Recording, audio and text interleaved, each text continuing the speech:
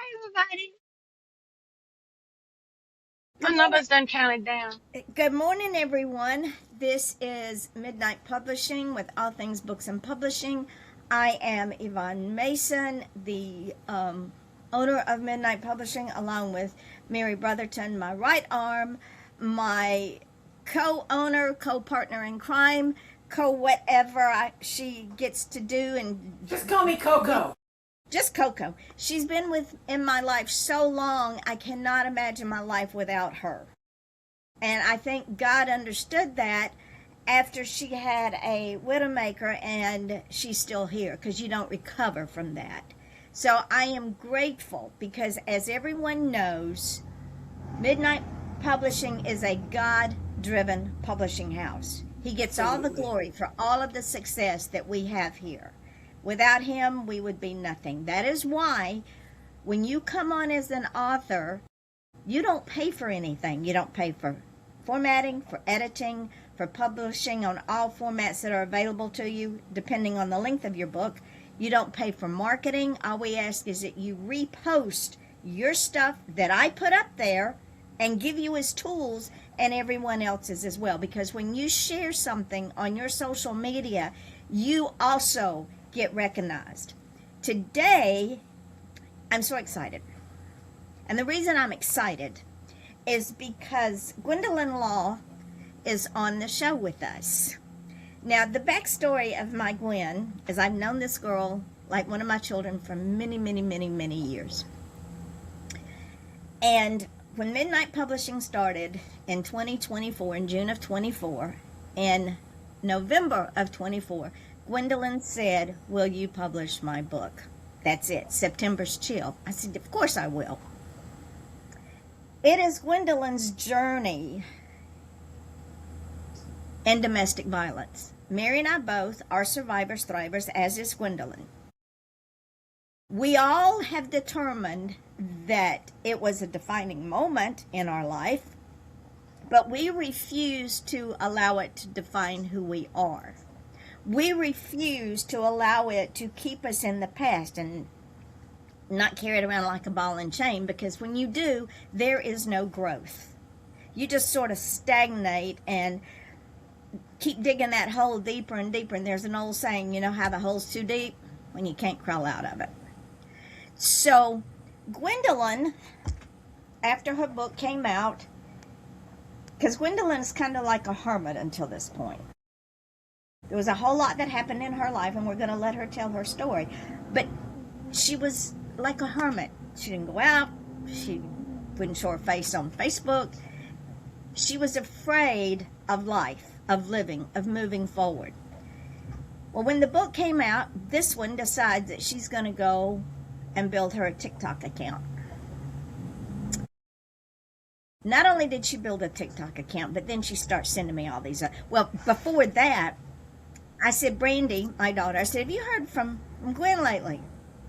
I said, "She's fallen off the face of the earth." She says, "Well, Mama, she says she's done a couple of coloring books." I said, "Oh, you tell her she better send them to me. Who does she think she is? You don't write one book, then just drop off the face of my earth. I was a bounty hunter. I will hunt you down and drag you back." So after the coloring book, she sent Fractured Soul, which is a book of poetry. She sent Diary of an Emerging Queen, which is a journal. It ain't right.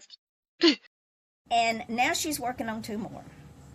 So four more. She's working on 4 more. So understand. Who do you think you are, Mary Brotherton?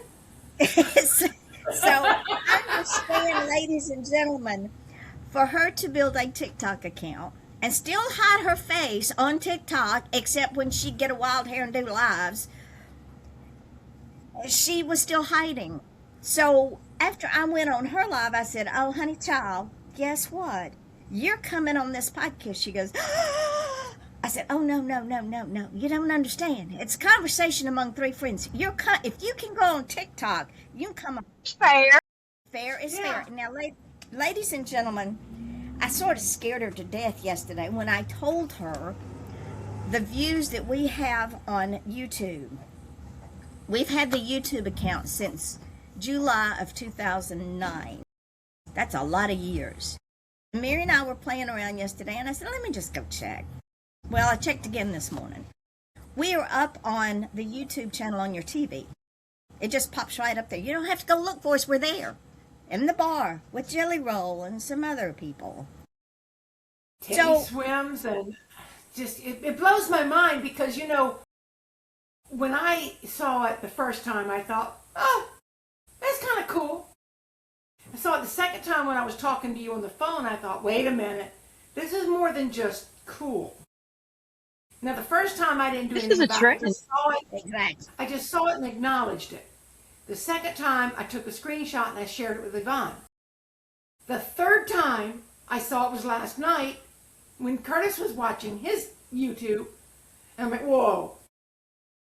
But then I'm, you know, I know about how computers cache memory and things like that, and I thought, okay, well, maybe it's because I watch so much midnight publishing stuff. Maybe, you know how your phone hears you and, you know, you say, oh, yeah, I need a new pair of shoes. Next thing you know, you got shoe shopping all over the thing. So I thought maybe. But then when I saw that it happened to Gwen, I'm like, oh, this is not a coincidence. This is not just... Gwen went looking after y'all posted that. Well, ladies and gentlemen, let me tell you, the numbers on the analytics from 2009 to this morning, 4,048,955,000 views. Wow. Beauties. That's a lot of views. Now, I'm going to call out TikTok, because when I went on TikTok to build this, I call it my side hustle. I don't need TikTok. I have enough social media. I don't need TikTok. We counted the other day. You have almost 2 She dozen. got TikTok for me. Yeah, exactly. So we have over 21, at least 21 different social medias, including YouTube, the website, the Facebook pages, Twitter, LinkedIn, X, Mastodon, Blogger, Blue Sky. So Instagram, Threads. Oh, I forgot Threads. Substack. So I don't need TikTok. But they gave me a challenge, and these two people know I like a good challenge. Don't tell me no, and don't tell me I can't. Because I learned after being told no, and you're not good enough, and you can't, I'm going to find a way. So this morning, actually last night it started, I put up a short that showed the 4 million plus views. This morning I put up a live that called them out. I'm good enough to have 4 million views on YouTube, which is now on the TV, but I'm not good enough to do a live on your TikTok? Au contraire. Please. You're going for that. You know, TikTok do occasionally do special circumstances, and I think you might fall under one of those if they pay attention. Well, I'm still under review for the umpteenth time. I'm under review. So we will see. Because I'm going to keep calling them out because I'm stubborn, hard-headed, and I'm Scotch Irish. What do you expect?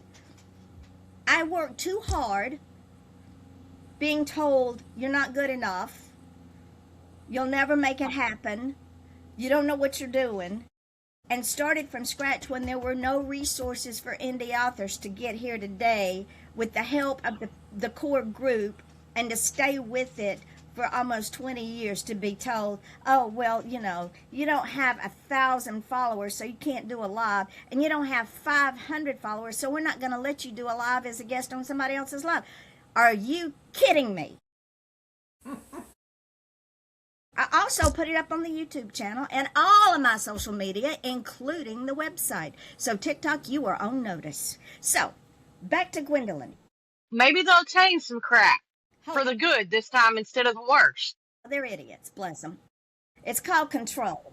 And when you let go of control, okay, this is another thing we're going to talk with Gwen about. When you are willing to let go of control and trust the process, you get more control.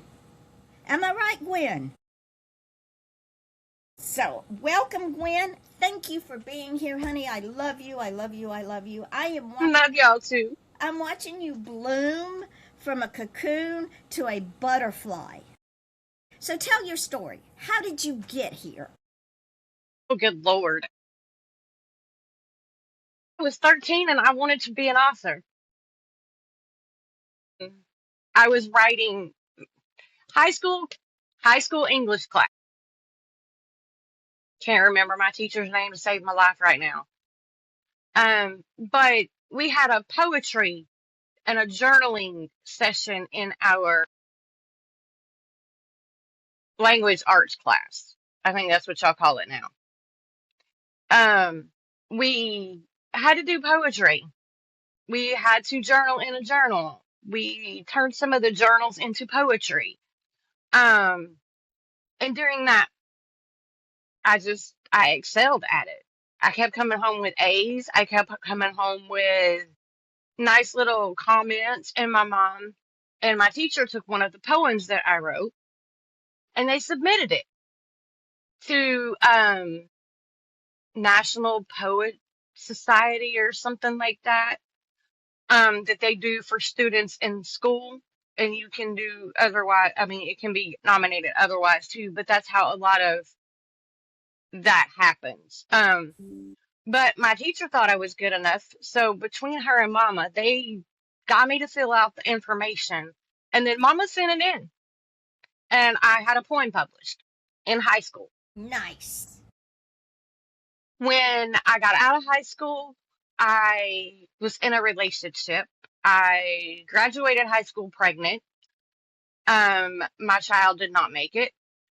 Um, I married the dad. I got isolated from my family, was moved 2.5 hours south. Um, and the crazy started. And when I say the crazy started, it was little things. Part of me being a hermit comes from that time. Part of it is just me. Um, I grew up an only child for all intents and purposes, even though I stepbrothers and stuff, I am my mom's only birth given child. So I was an only. I was, my dad had, about the time I started writing poetry, I started getting siblings on my dad's side. So I have two half brothers, half sister,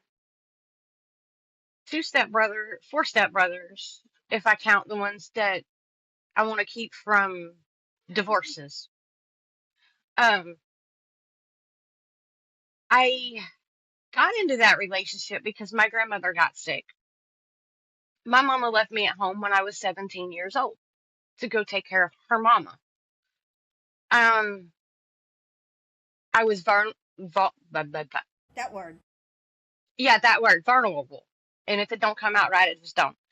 Um, so I was an easy target because I was feeling left alone and abandoned, and I really I was, but I wasn't because I had to call in every day. I had to check in with my mom. I had the option to go with her or stay where I was and not have to change schools, not have to worry about changing where I was working because at 15 I went to work. But during high school, when I was dating the dude, it wasn't so bad. Everything was, the honeymoon phase. Yeah. Um, Before we got married, I mean, I graduated, we were engaged. I was found out I was pregnant right around the time I graduated. Everything was, dreams of a young 18-year-old kid. When I was right after I turned 19, I lost my child. We had gone swimming at Lake Lanier. Coming back, we had a flat. Got moved off the side of the road. When we went to take off after the flat was changed, we hit a hole and I had my seatbelt on. And I ended up having to go to the emergency room. and they put me on bed rest. I was supposed to stay on bed rest until they told me differently. That meant do not take any long rides. Don't do any heavy lifting. Stay in the bed unless you got to get something to eat or go to the bathroom. That was my instructions. He was there. I ended up taking a 2.5 hour ride to see his mom in jail because he wouldn't shut up. And I lost my child on that trip. The accident, the seatbelt had cut into my tummy and broke her body apart. So when I miscarried,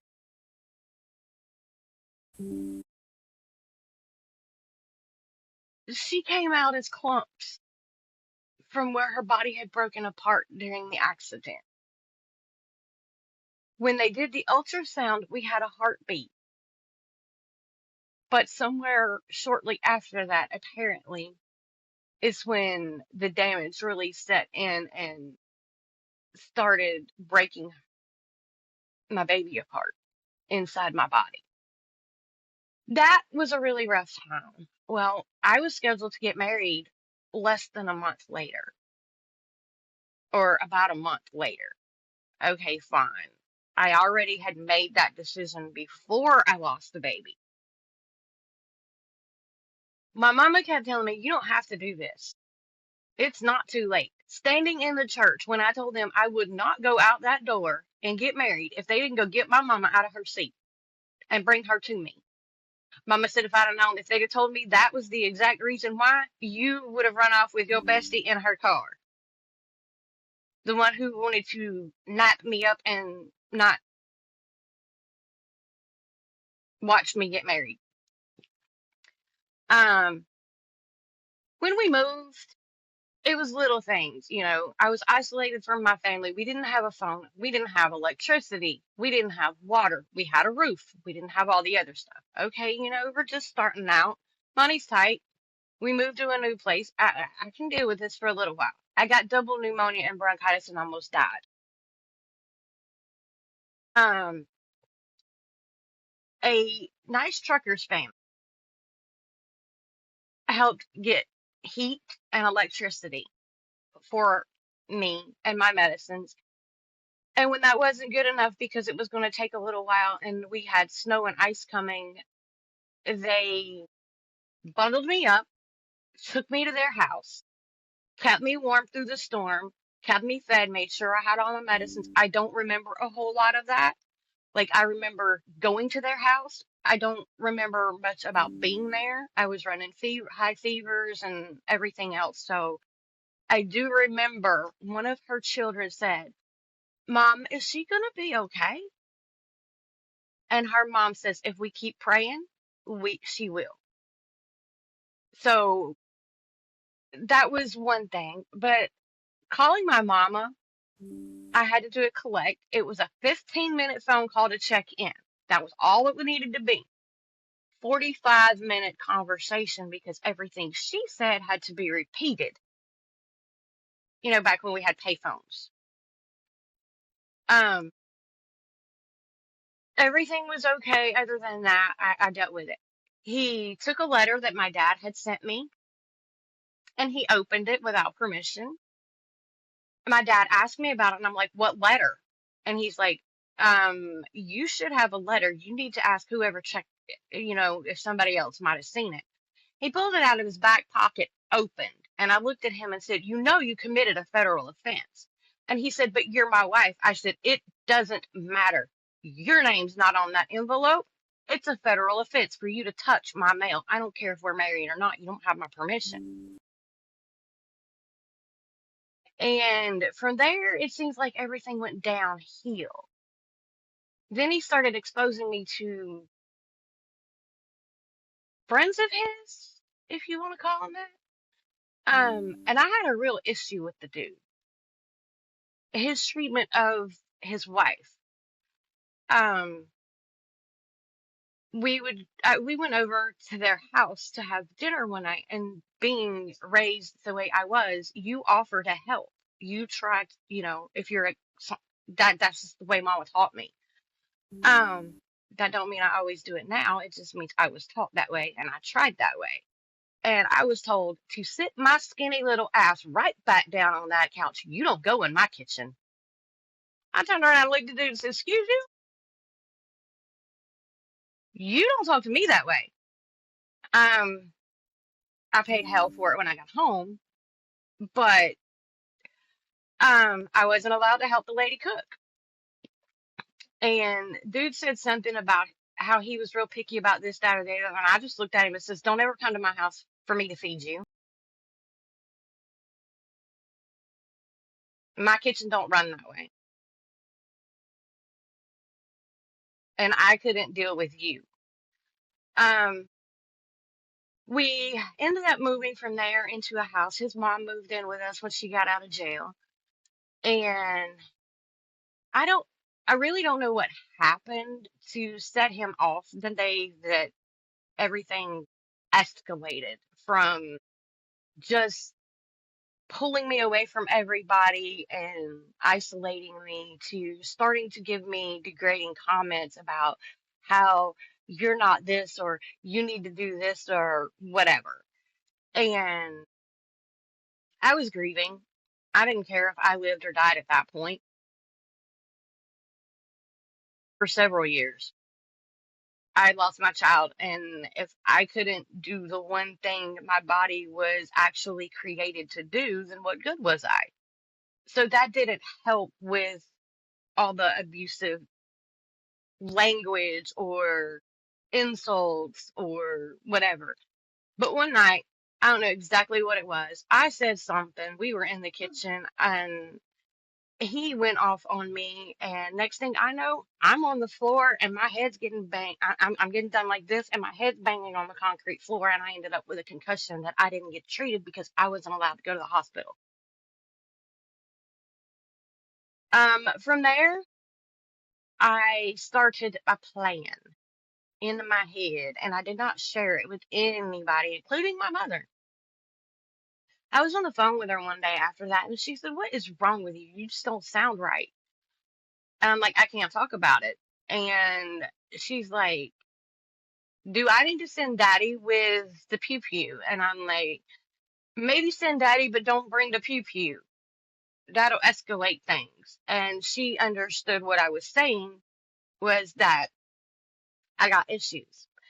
I had to start sleeping with a sharp object under my bed, under the mattress on my side of the bed, because he didn't understand what no meant. And I understood that just because I was married, if I said no, that meant no, it didn't matter. He had a sharp object up against his very private part. And I told him if he tried that again, he'd be without it. I wasn't afraid to go Lorena Bobbitt on him.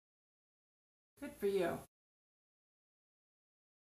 My mama planned my escape for me with, and I didn't know that's what she was doing, but she was planning it.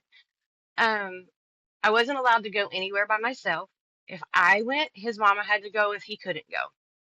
His mother told me it was my fault he hit me, and I told her she was part of the damn problem because she allowed that in her house did not mean I was going to allow that. Just because she thought that's what she deserved did not mean that's what I thought I deserved. I was very outspoken about it. But I grew up, my grandmother and my grandfather separated because he was abusive and an alcoholic. So I grew up knowing I didn't have to live with that. My mama's best friend was married to an abusive man. And when I asked why we don't go over when he's home, mama says, "Because I don't like the way he treats her and she's asked me not to interfere. It makes it worse. So we don't go when he's home." I said, "Okay." I was young. I didn't quite understand the implications, but as I grew older and was in that relationship, I did. I got out. We ended up moving 5 minutes from my grandmother because my grandmother was bedridden and had just lost my grandfather, and my mama needed help. Not the only reason, but it was part of the reason. It was part of mama's plans. Um, we were arguing one night. He tried to break my finger getting off rings that I paid for through Finger Hut, um, to get married with. And I ran down the hall with a trash bag in my hand because the back of the bathroom needed to be changed. The problem was I was throwing clothes and curling irons and pocketbook in a trash bag and knew I was going to end up at the back door. And I dashed out the back door screaming, "Leave me alone. Get away from me, you crazy moron." And everybody's lights came on and I got away. He started stalking me. My mama shot at him, missed on purpose, put his hair in the tree. His hair was about an inch long. He lost a shoe. Mama got a ticket for firing a firearm in city limits. She paid it because the police department wouldn't do a damn thing about him sitting across the street watching the house, telling me when somebody went to the bathroom, calling and upsetting my grandmother, almost making her have another stroke. Um, then I moved home, and he kept coming back home where I grew up, and was working, and he kept coming in because I worked at fast food. It's really hard when you are in those situations to say, you can't be here. It's a public place. So how do I do this? I had a permanent restraining order attached to my divorce papers. He made the judge mad. He told her she couldn't give me my divorce. And she told him, "This is my courtroom. I do what I want to." And she added a permanent restraining order against him for me and told him if she found him in her courtroom bothering me again, she put him 6 feet under the jail. Whoa. Right. I got a good judge. I had a good lawyer. He didn't have one at all, and that was on him. He had the same options I did to go find a lawyer. And he That had my grandmother, except my grandmother wasn't paying for his. a fool for a client. Yes. He had Uh a huh. full for client. He thought that when he told her he didn't want a divorce, I wouldn't be able to get one. He didn't read the entire law for that. Um, he was just going with what he was told, apparently. So got my divorce, moved home, ended up with a stalking warrant in Jackson County. Had him arrested. Haven't heard from him since. Heard from the GBI. They followed me around for a while to make sure I was safe because he had been locked up and escaped. When I looked it up to find out if he was still in jail, because they sentenced him to 25 years for 9 counts, 9 different counts of napping and mm, All felonies. I'm trying, yeah, felonies. Um, when they broke it down, it was like 18 different charges, one for this, one for the other, on each case. I found out a few other things about him that we're not going to bring up because it puts people in danger, or talk too much about, other than because it would put her in danger, and there was a whole issue. But the GBI showed up at my door and I said, "I seen him," and I said, "Did I call you?" And they said, "No." I said, "Do you see a body bag?" And they said, "No, but what does that mean?" And I'm like, "Well, I have a permanent restraining order, and if I happen to see him on this property and it's posted, um, I will be calling you." And I want to interrupt Y'all because with it, so um, GBI is basically the Georgia Bureau of Investigation, right? It is. yes, that's exactly what it is. So it's basically the And Georgia FBI. Yeah. It's the state Bureau of And Investigation. investigators. It's definitely the state investigators. Anyway, he got locked up. I I was, when they were knocking on my door, I had gotten remarried, had my eldest son, was pregnant with my youngest son, and I mean, during the time that they were looking for him, I had already had my first child when they were knocking on my door and started having to follow me around. And then separated, got back together, had another baby. When I had my youngest, I the placenta tore loose and I hemorrhaged. My blood count went from 14 to 6 in 2 hours. They were giving me medicine to prep me for surgery, and the doctor said something about transfusion. I sat straight up in the bed and said, "No transfusion or I'll sue," and I laid right back down and passed out. Oh my. So my mama thought. I did lay back down. I mean, I did go back down and I could still hear what they were saying, but I couldn't respond anymore. It was, the medicine was really starting to. But I heard my mama say, "She don't know what she's saying. You don't give her that medicine." And he says, "There ain't no way I can give that woman a transfusion. It would be malpractice. It would be against her wishes, and she can turn around and sue me, the hospital, and you."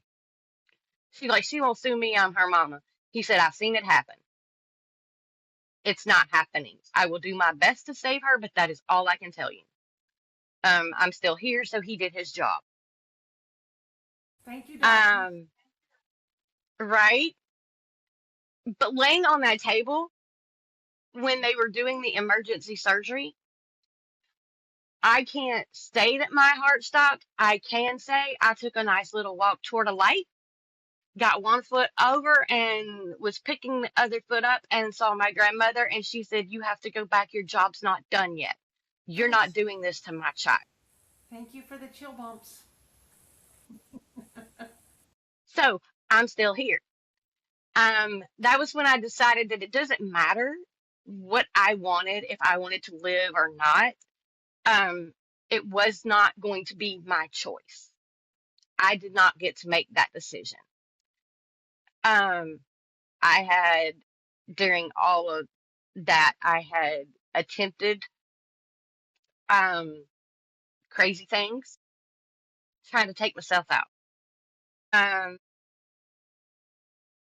through all of that, though, it was my mother who recognized the PTSD symptoms and triggers and started helping me learn to rewire my brain. And I say that because in that situation, I thought, you know, well, if I can't do this, what good am I? I'm useless. I'm worthless. I know I'm smart. I know I can get through this, but at the same time, you've got this war going on in your head. You What have you been were raised programmed. right. Um, Programming was not working properly. Um, he told me it was my fault our daughter died, and I told him it was both of our faults, and he was just as much at fault as I was. But if he wanted to continue to blame me, he could have all the blame because he was the one that was driving. He was the one that talked me into going to the lake when I wasn't even supposed to be going swimming. Um, or whatever. So, we got into a fight. That was the first time I got hit. Second time I got hit. That was the second time. That was after I hit my head and got the concussion. Third time round, I already had my plan. I had already, all I had to do was call and say, put it in motion. So we did all that. Um, my family, y'all. Oh, my goodies are here. Um, Your goodies? I went shopping. My goodies are here. Anyway, in all that, I was taught at 10 years old, I had to go to counseling. My daddy got a divorce. It caused a whole issue. I stole something. I had to go to counseling. That was my consequence. Instead of having to go to jail, I had to go to counseling. I knew a little bit about, counteracting some of that, but it was still hard to reprogram my brain, to rewire it to think differently. And there are still areas where I'm doing that. But I've noticed it worked. Um, in my dreams now, my nightmares, I pull safety into these dreams. As in, my husband now shows up in those same nightmare dreams. Um, it takes time. It takes healing. It takes acceptance. It takes a lot of prayer. So, Gwendolyn, let me ask you this question, my darling, my sweet child who I adore. What prompted putting the book out there? Because A promise. what I remember that. Yep. I promised my daughter when I lost her, her life would not be in vain. September's Chill started out as a poem um, that I wrote. It was published under my real name. Um, and I turned it into the book. This is my story, but it is also her story. Um, because she never got a voice. She never had a way to say, hey, this is what happens to me. Um, but it was a promise to my mother as well. Um, September Shield's really not the promise Mama got. That was my daughter's promise. Fractured Soul is my mama's promise because of the poetry. That was the thing that she wanted me to, when she would say, you know what to do with your writing. You write so well. You need to publish it. And I'm like, Mom, do you know how much it costs? We've checked this. And she says, I Ah, know.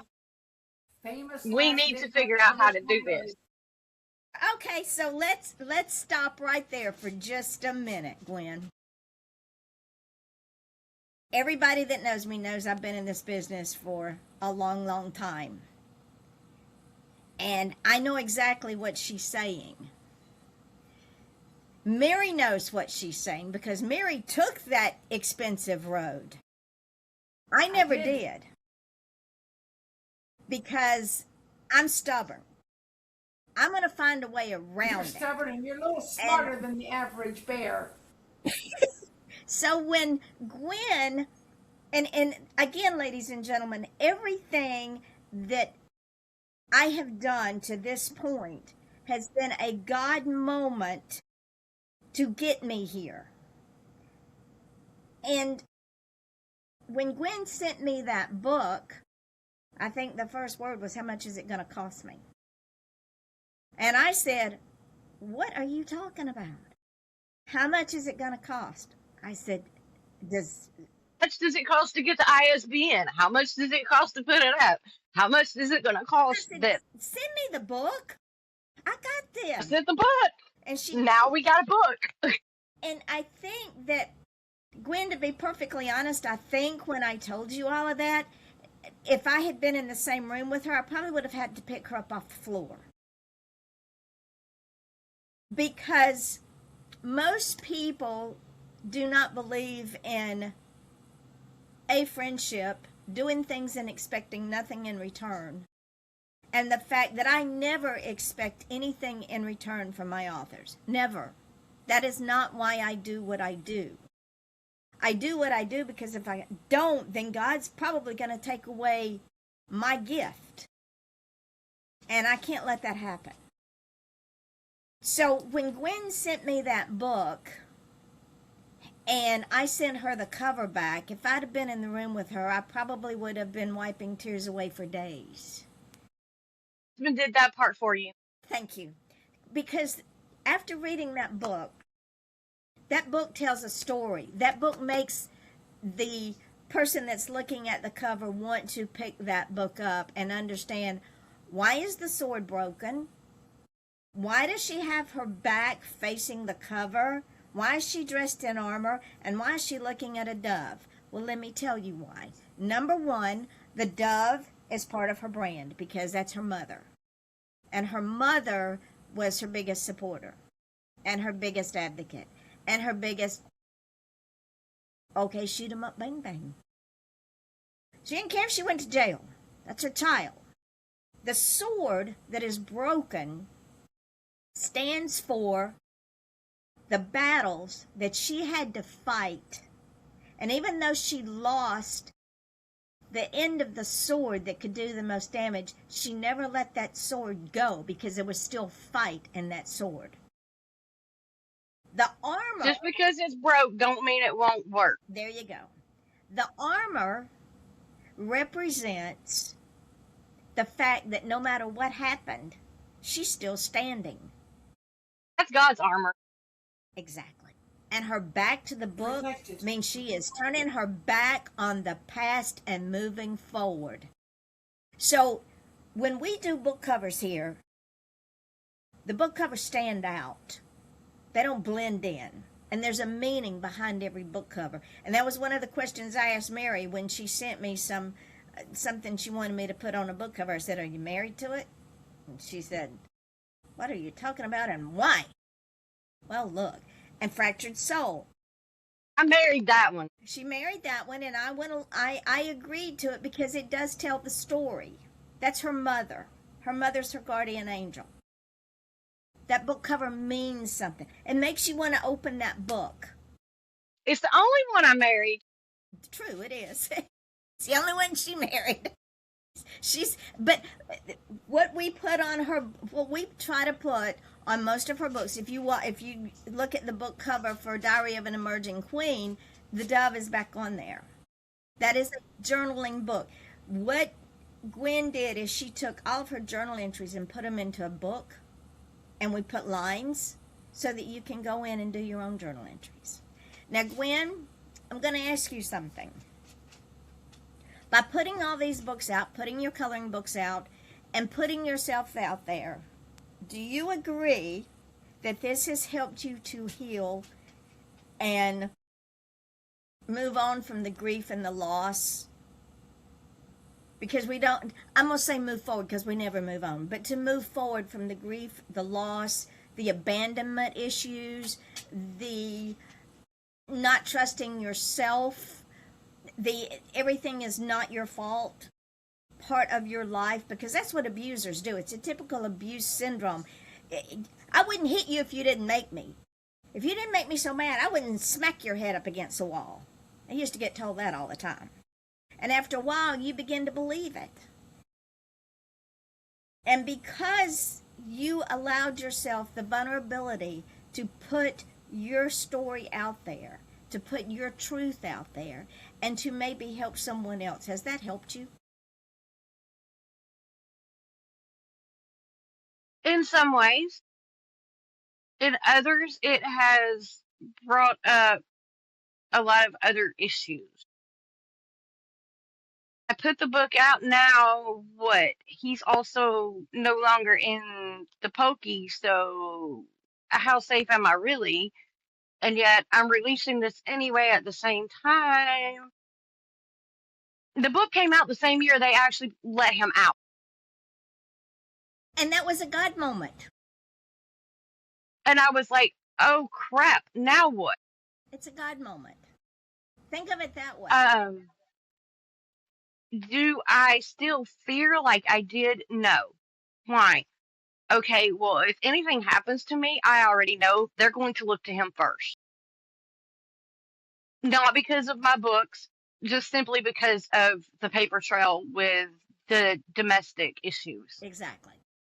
So in that sense, yes, I have healed.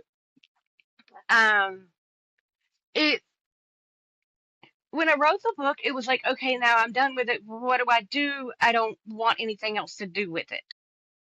because I told the story. I did what I was supposed to with it. And then it was like, but you got to get it out there. It's It gave me courage. there you go. It gave me self confidence. And when the first book I held, I cried, and I did it on TikTok Live. I opened my books on TikTok Live, and it was the first time I'd ever held one of them. I'd seen it, I knew it was out there, but when I held it, it makes it a lot more real. Yep. Speaking of, my other books are coming to you. I'm sorry. It's all right. I'll turn It it over happens. as soon as I can. That day, I'm gonna tell you what. That day, I had 5 different authors going. I need books. How soon can I get my books? Can I get them yesterday? No, honey. It's a process. Well, I've got this. Look, I had money to buy them at the I time. know, and that's good. I want to say something, Gwen. And this came into my head a couple days ago.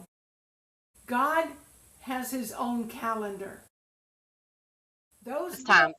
those books are going to Yvonne for a reason. I don't Mm-hmm. know. I don't know why, but she's supposed to have those books and put her fingerprints on them before you get them. You know, you say that. When Yvonne lost her publisher, I lost a publisher. She was supposed to do my first book. Oh, Instead, we have Midnight Publishing doing it because God said that's not where it needs to go. I told you to talk to Yvonne. I didn't tell you to talk to Andrea. huh. But Yvonne sent me to Andrea. I did because at the God time, sent me back to Yvonne. exactly. There is nobody else to trust with my book. It blows I've been blows my watching mind her. away. I have been watching her do. I mean, from the outside more than anything. It, I've seen her evolve with her books. And the first time that I found out that she was writing books to publish of her own, it intimidated me. I'm sorry. Don't be. That's what I wanted to do. It's more that you were doing what I wanted to do and had set aside because of all that was going on in my life. And I don't remember a lot of that time period in my life after I got out. There's things I just don't remember. There's things that I do remember. My best friend driving me straight to a police department because we were being followed by the idiots. Um, and things like that. I mean, there's those things stand out. But as far as like other things, I don't remember what I did. I don't remember driving home from work most nights. And I would get home and mama would be like, okay, you're safe home. I'm going to bed now. And I'm like, here, just take my keys. Somebody's got to start driving me. I can't do this. And she was like, what do you mean? I'm like, I don't know how I got home. I don't remember driving home. Um, because I would black out. It wasn't safe. So we had to find alternate options.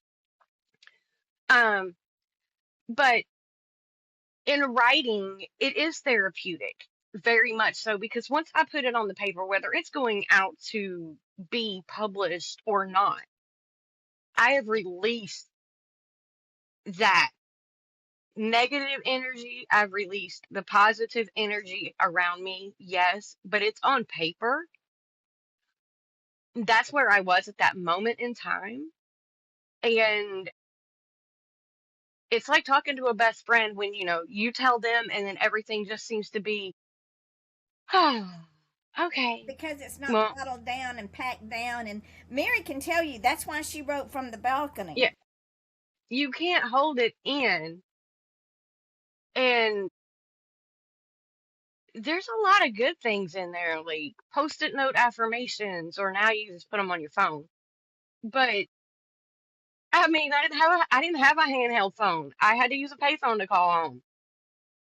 I had to jump a fence and call mama. Um, but writing journey was different when I started writing the book. I talked about it for years. I've asked you questions over the years of how do you do this? How do you do this?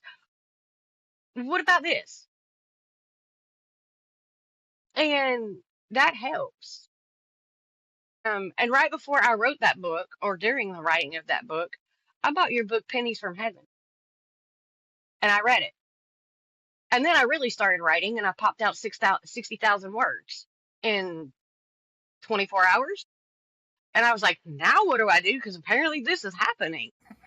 Effect on people. Mary will tell you. I have that effect. Okay, this is what I do to people. I'm here. Let's just say I'm here at this level in my life. And sometimes the people that I meet are maybe here. Not that that's a bad thing, but that's their level at the moment.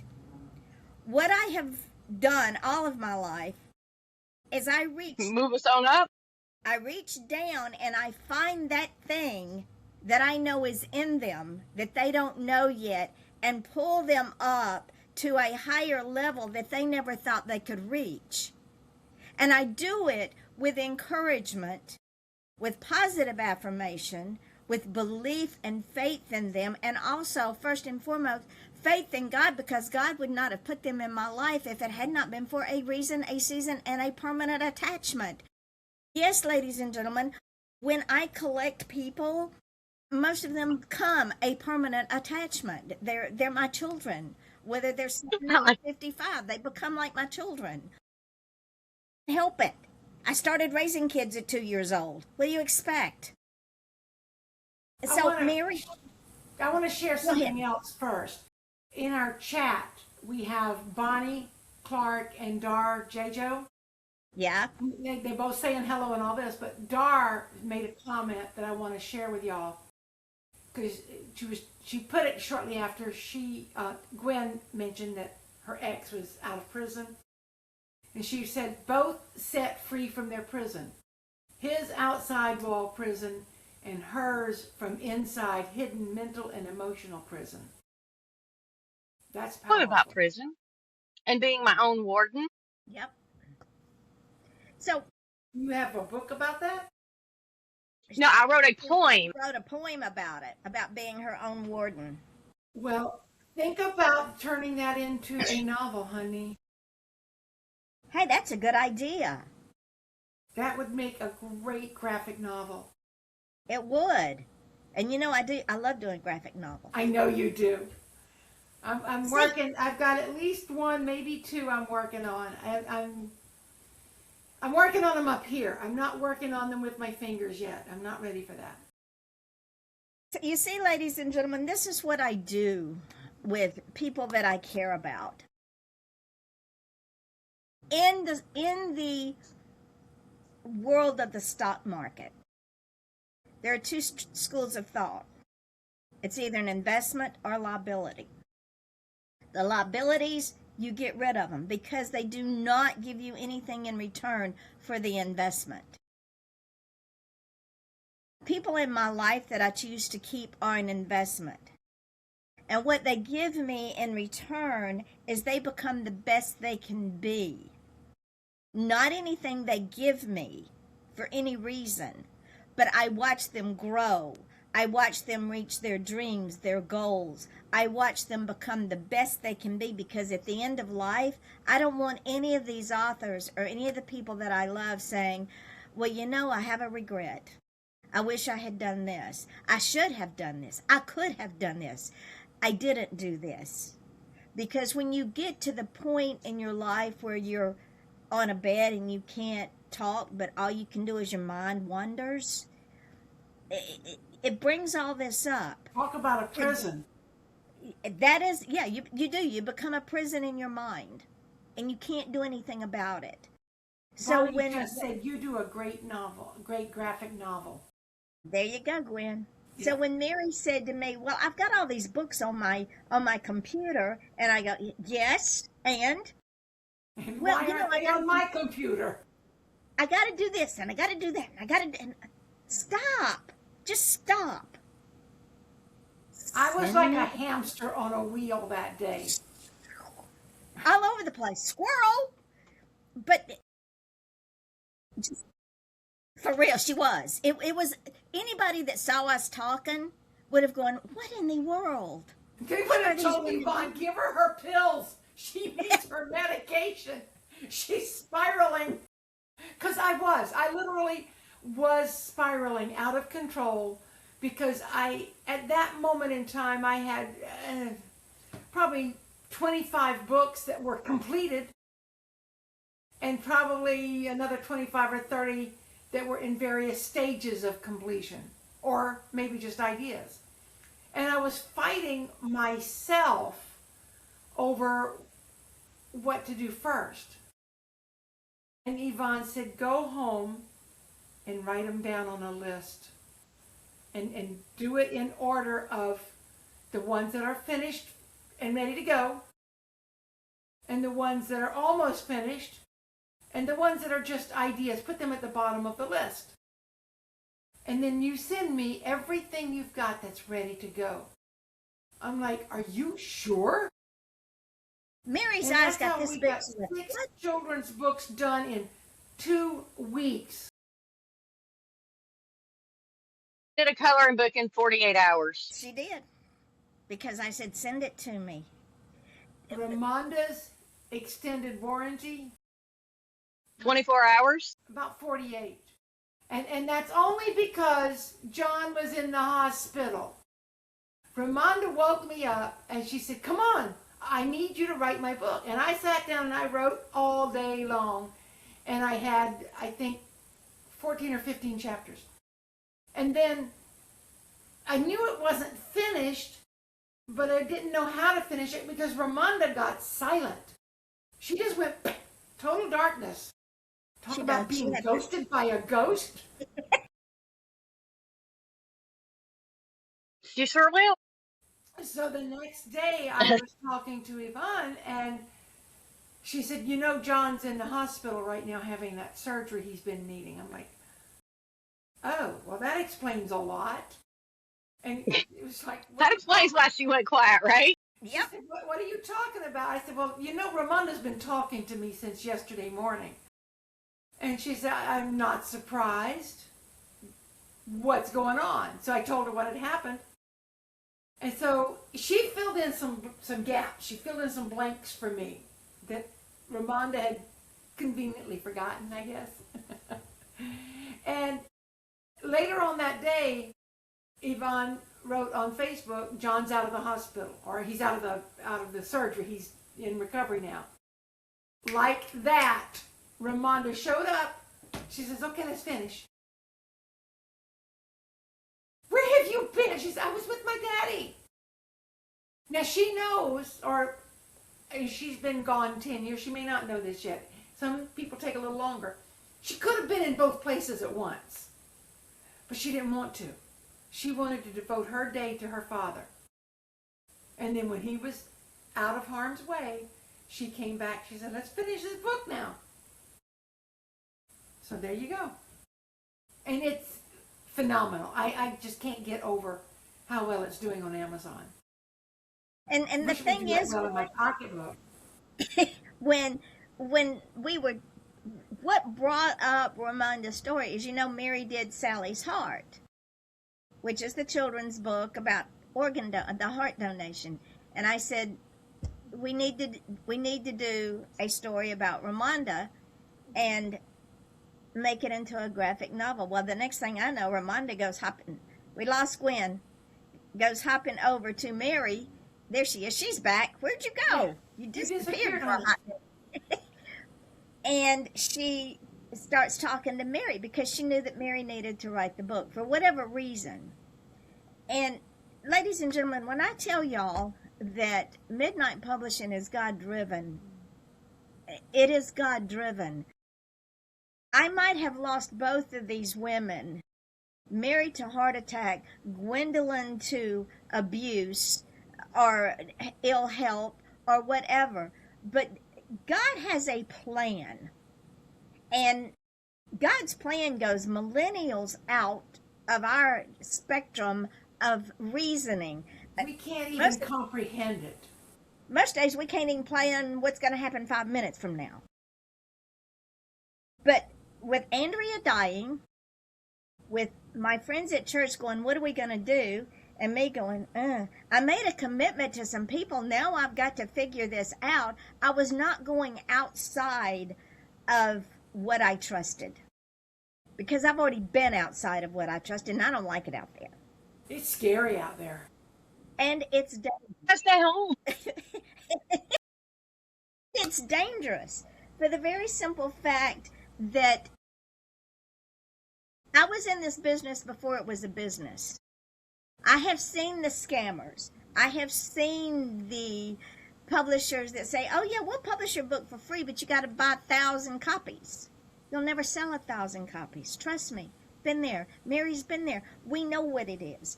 I'll do your book for free, but I'm going to charge you for marketing. I'll do your book for free, but I'm going to charge you for editing. I'll do your book for free, but I will only put it up in paperback. If I have to put it up in Kindle, Audible, or hardback, it's going to cost you a little bit.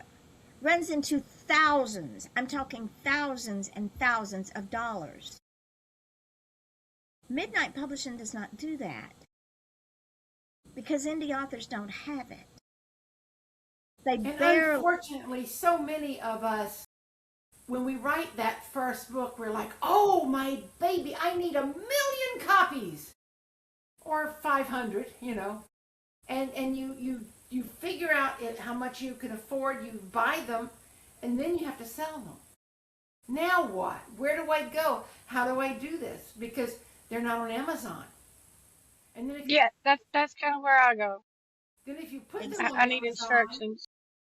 and you have to weigh everything together.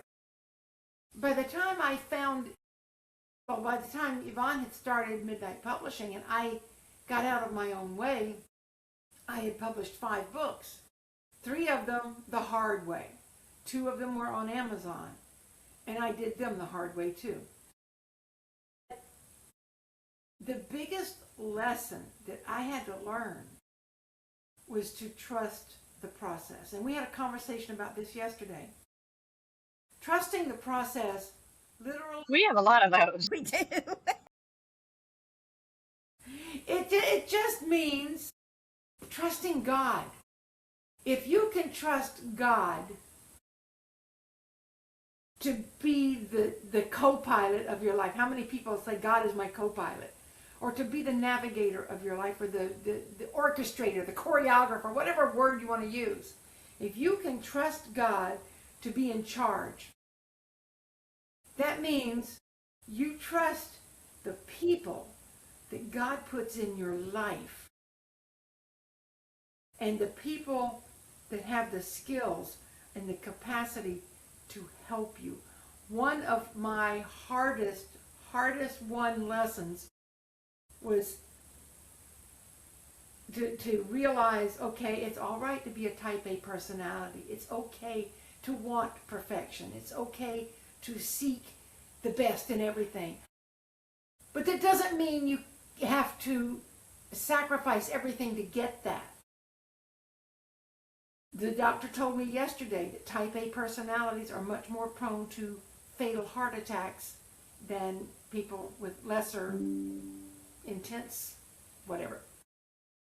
Is that because they stress over all the details? Yeah, Exactly. and we don't release it. We don't trust the process. We don't let it go. When I learned, number 1, I can't do it all myself. Number 2, it's okay to ask for help. And number 3, accept the help the way it's offered. Don't say, I want you to help me publish my book, but you have to do it this way.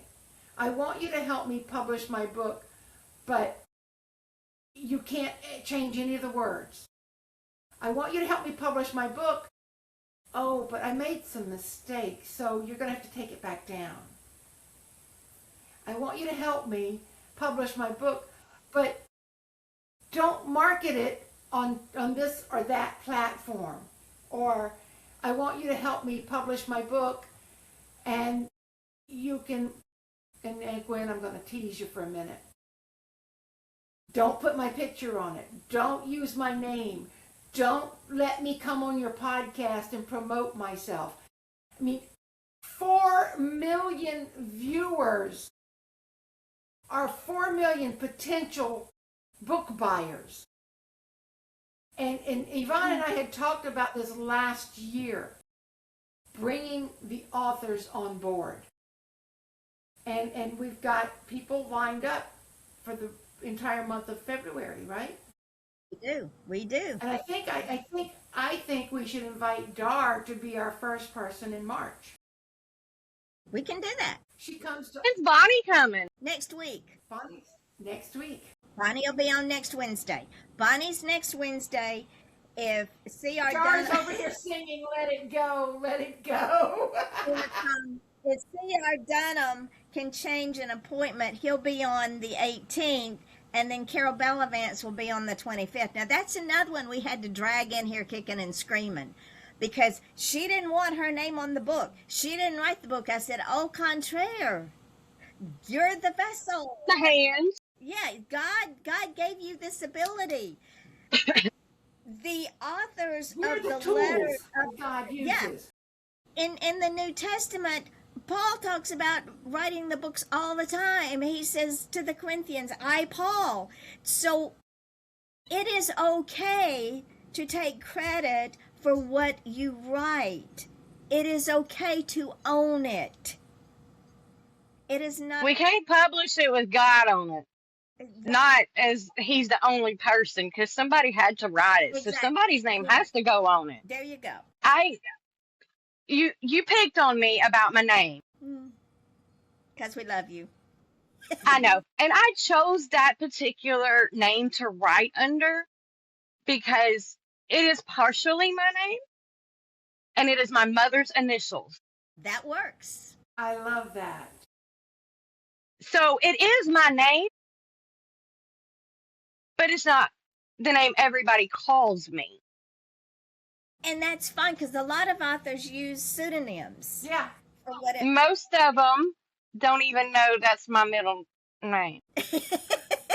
Well, now they do. You just I have another thing from chat. Our chat is burning up today, and it's only got 2 people in it, and I love it.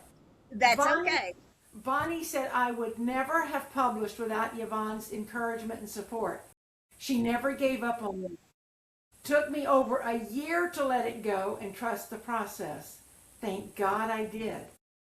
Well, Bonnie, you make me feel really good, because it didn't take me a whole year of badgering. Like, it took me 25 to get my first one out there, so. You don't badger. You just very strongly encourage.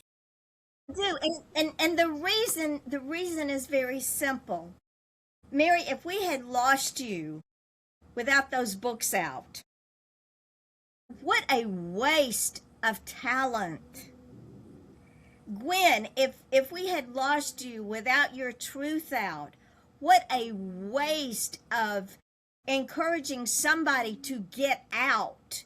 Yes, it is dangerous. I've been there. Mary's been there. It's still your choice. It's still your choice. The last time I got beat up, I almost got killed. And he, like yours, tried to remove my rings and broke my finger. Now I have permanent damage in my entire body because of the abuse. I choose not to live there because I don't live there anymore. Because I think... I live with the results. So do I. But that doesn't define who we are. Bonnie says she was gentle with me. This panel is a panel of 3 strong women. The abuse was a learning process. It was an experience in our life. It is not who we are. Because of the abuse, When I told my mother that with my degree I was becoming a bounty hunter, she goes, "Well, you can get killed." Duh, Mama, did you not remember the 18 years I lived through? I not only survived. What are they going to Bre- do? What Walking out my front door, that could happen. well, what I told her is, I said, "Look, I can get hit by a bus, and if they kill me, so what? I'll be dead. They go to jail. They're going to go Girl, to jail either I woke way." up one morning, and if I had not had trouble breathing so loudly that it woke up my husband, I mean, I could have stayed. My grandfather was 57. He died in his sleep from a widowmaker. There you go. Hmm. I could have stayed in bed. Thank God my bladder said, no, no, we have to go now. But, I managed to go to the bathroom and pee, but I couldn't get my pants back up. And Curtis looked at me, he goes, get dressed and I'll take you to the hospital. And because I could not physically get my pants on, he dressed me like a baby. And he said, lie back down, I'm calling an ambulance. And the doctor said that if I hadn't come in by ambulance, I probably would not have survived. Number one, you'd have been sitting in the waiting room of the ER until hell froze over. It's froze right now. Exactly. Anytime you feel like you're having a heart attack or a stroke, get transport, because they take you right back in there. And they can do things for you in that transport, like oxygen or whatever, that you wouldn't get in your family car. They automatically put you on a heart monitor. Yeah. They automatically start doing protocol. And they know by the time you get to the hospital. They automatically give you an IV so that if they need to, they can give you medication. And they know by the time you've gotten to that hospital what your situation is. Bonnie just said the verbal abuse from my first husband was debilitating, but it didn't break me. See? Another strong woman. Yeah. Mine was such a psychological abuse, and it was so insidious and very subtle. Like with Gwen, separate you. They separate you from your loved ones, and they control your mind. Dar just said hell frozen. Take that outfit on you. Go change. Yeah, exactly. Or you're that. And why are you calling your mother again? Didn't you just talk to her last Right. Didn't you just talk to her last week? Exactly. So it's mind games.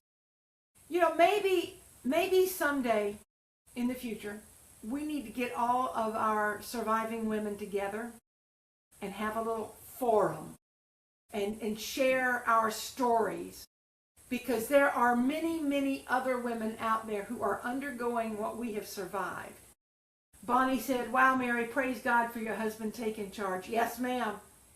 Anybody with any information about how to fight a popo situation when it involves them, let me know.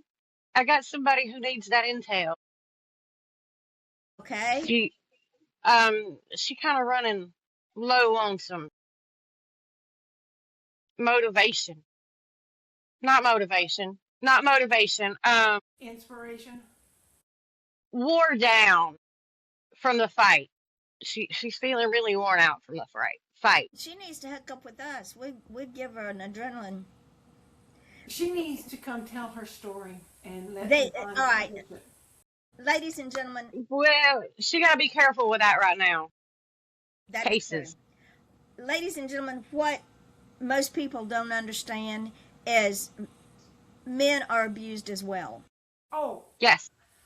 That's another book that I'm working on. A friend of mine told me the story of her son who was put in hospital, barely able to survive, from the woman. I don't know if she was married or not. I don't think they were married. But she beat him within an inch of his life. And it's one of my files that I intend to finish one day. You know about the road to hell, right, Mary? Paved with good intentions. Exactly.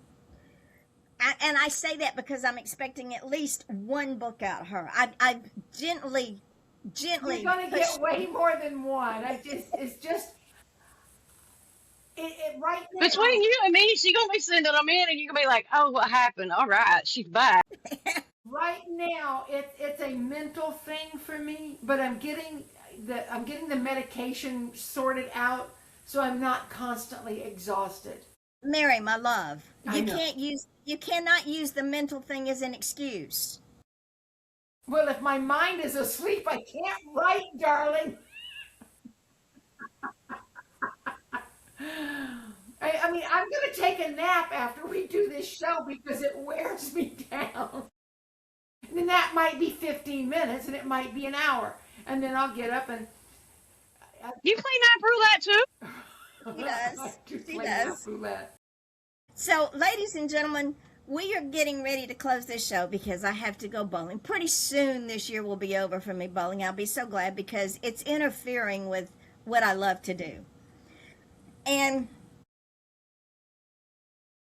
Mary, what are your closing thoughts? Um, my closing thoughts are y'all just hang on because I've got a lot more books to finish. I'm only 70. Longevity runs in my family. So I expect to do a lot of writing before I die. There's a reason that I survived the Widowmaker. There's a reason that I'm able to tell my story through novels um, that make my son shudder and say, "I can't read this anymore, Mom. It's heartbreaking." But those heartbreaking stories serve a purpose. Every one of us who has survived any kind of abuse, whether it's mental, physical, emotional, financial, it doesn't, abuse is abuse. It does not have to break bones. It doesn't have to leave a scar that the world can see. When a woman goes to bed and says, "Please, God, let him hit me," there's something wrong. Yeah, really. And that was my prayer for many, many nights before I got up the gumption. I think really my final thought is, ladies and gentlemen, if you feel like you are being abused and you have nowhere to turn, contact Midnight Publishing. We will help steer you. I mean, I know sometimes it's hard to dial 911. It's hard to dial 988, which is the suicide hotline. And you don't have to be suicidal to call. I've called them 3 times in my lifetime because I just needed a friendly voice on the phone to say it's going to be okay. You don't have to do this alone. I'm here for you. And, it's like, well, who are you and why do you care? There are strangers who care. And you don't get much stranger than the 3 women you see right here. Gwendolyn, what are your final thoughts, my darling child? My final thoughts? For Well, I don't know today. about final, but they're thoughts. for this show, you're coming back. You just don't know it yet. Now you do. Your closing thoughts for You know, today. even okay, even if people will tell you that they want to help you, and sometimes they do want to help you, but they don't know how. I've been in that situation. I don't know enough about that type of getting out and having to deal with that particular situation afterwards because that extends the abuse when you have to do legal avenues. I had a lot easier time than a lot of people do. Um, so if you reach out to somebody and they can't help you, but they say, "Let me tell, why don't you get in touch with this person?" They are giving you somebody that they trust that might have more information or helpful tips than they do. It is not that they are trying to brush you off. It is not that they are trying to pawn you off. It's they absolutely have no clue how to help you from this point. They've done all they know to do other than pray and be there to listen. But there are other people who, like, if I tell you to go talk to Yvonne, she has more interaction with people in the legal world for giving tips or saying, no, you can't do that. But if you alter that, you might could get by with, making this work for your situation. Um, so if I send personally you to somebody else, it's not because I am not trying to be helpful. It's I have no clue. My set with DV in both cases, I did not stay in that situation over 2 years at a time. My first relationship was about two, maybe 2.5 years. Um, the second one was months long. That's it. It's like I'm done. Because you were learning So your lesson. right, I was learning I'm strong enough to get myself out of this, but I'm also strong enough to face it when I need to. That was the second round. That's the only way it makes sense to me. Um, but don't think that we don't care. And if we're, it, when I say stuff, I'm blunt, so sometimes it seems a little harsher than it needs to. Um, take the words, not the tone, and think about exactly what is being said to you. Break it down so that you can understand. Sometimes that's just the way it comes out is tough love instead of the cuddles that you want. You cannot be cuddled while you are healing in the same way as if you've got a cold and you need somebody to take your temperature and make you soup and all of that. You have to learn to do all that on your own, but you don't have to do it on your own because you have support of people that you can contact. It it's different, but it's basically, I mean, I'm not a nurse, so I can't give you all the medical terms for whatever might be ailing you. As a domestic survivor, I can't touch on each situation because everybody's is different. On that statement, I'm going to tell a real quick story and then we got to go because I got to go to town. Years ago, I had a You gonna friend. freeze? I know.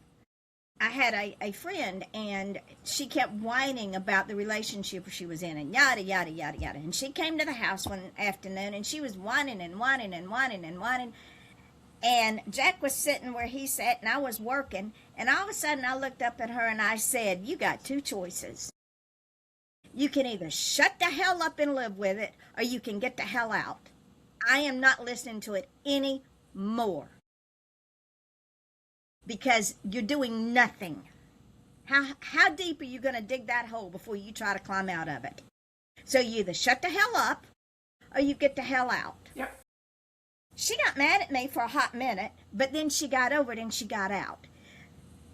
These two women will tell you, I don't mince words. If I say something, you can bet your ass I have thought about it. I am very upfront. I am brutally honest, as the kids will tell you. Brittany texted me yesterday, Nana, I'm scared, I'm in pain because she's having some health issues. And I said, suck it up, Buttercup. Go get it seen about. Stop whining about it. I have no sympathy. I've been where most everybody is. So don't whine to me. Don't be a victim. Right. Because if you're not going to do what you've come to me and ask advice for, then I don't want to talk to you about it anymore. Yes, ma'am. Being a victim is a choice. Yep. Exactly. Staying in a relationship because you're not leaving is a choice. It is your choice.